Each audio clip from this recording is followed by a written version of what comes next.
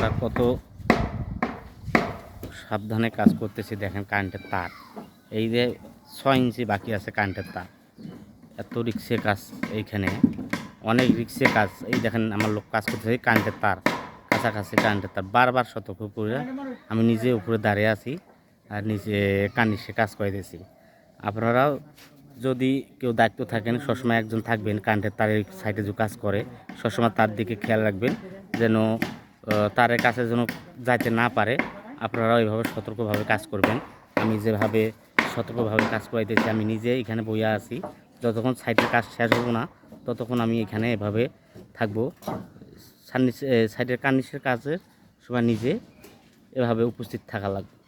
এই দেখেন কারেন্টের তার কত নিকটে, কাছাকাছি, মনে হয় লাগতেছে এরকম পর্যায়ে দাঁড়াইছে। দেখেন আপনারাও এভাবে সতর্কভাবে কাজ করাবেন।